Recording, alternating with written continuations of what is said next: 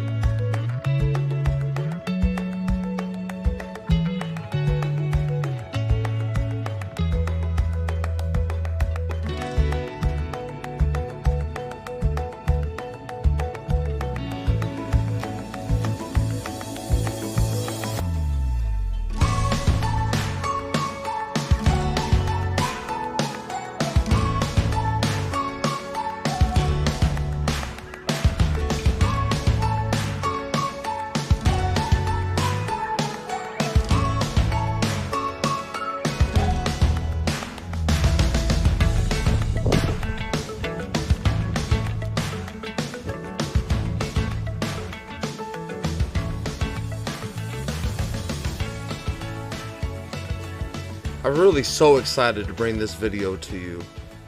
Today we're going to discuss 3 different kinds of horses, starting with the American wild horse to the unbroken horse, all the way to what the cowboys call horses that are straight up in the bit.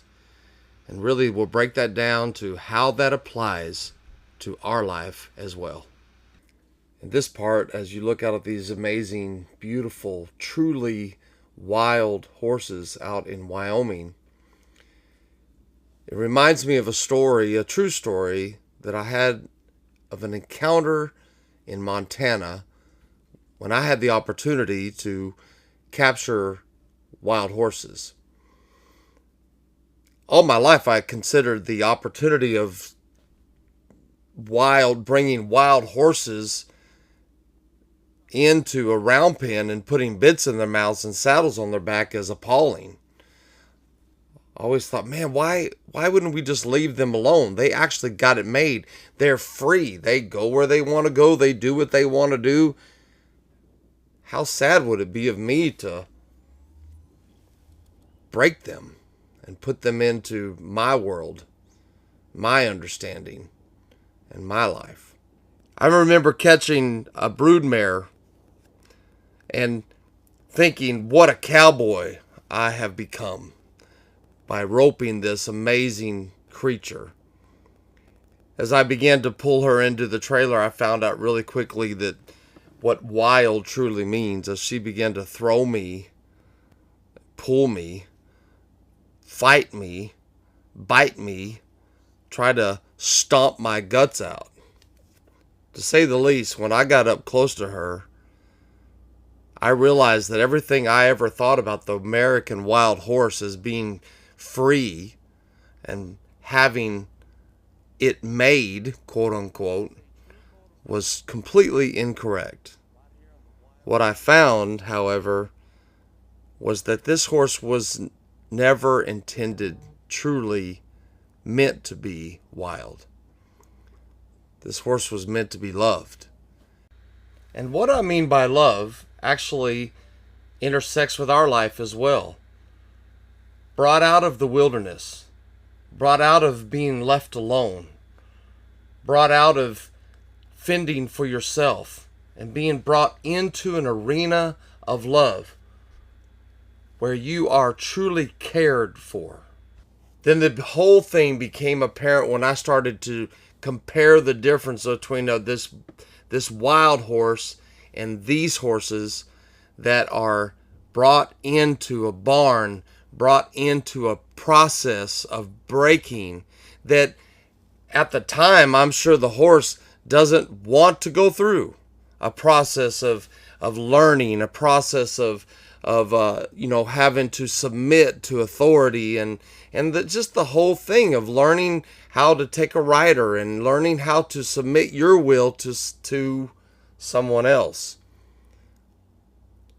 It seems like it's such a difficult thing, but really in the end, that's the absolute best thing that could happen to that horse. That coat that Gail's petting right now is a sign, a signature that, it starts with the touch. It starts with love. And in the end, it's about love. Yes, it's a hard process. Yes, it's not always fun, but in the end, it's what's best. I can feed you. I can keep you warmed and keep pestilence off of you. I can keep your feet shod and taken care of. You can grow to be healthy and happy. I can give you the life that you always deserve to have. When you're out in the wild, it may seem like this is fun, and it may be for a while. But in the end, that life without the limitations of some type of rules, some type of process, is actually detrimental and can lead to a life aborted.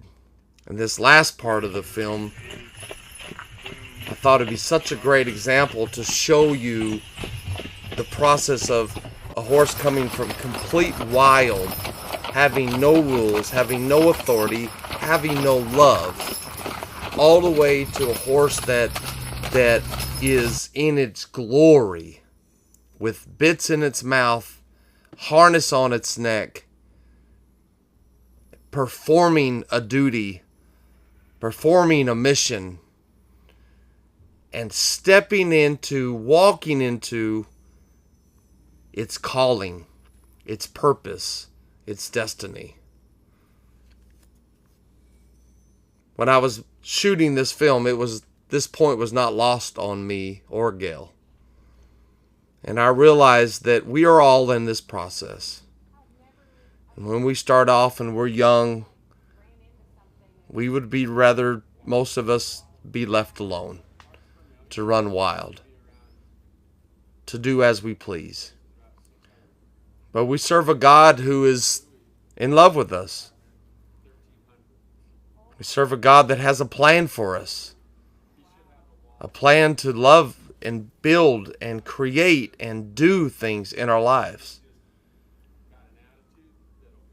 So He calls us into His round pen. He calls us into His barn. And we begin a process. A process by which we begin to submit to the Master's touch. Part of that process, in the end, is knowing and believing that the Master is good. And the Master's will for our life is good.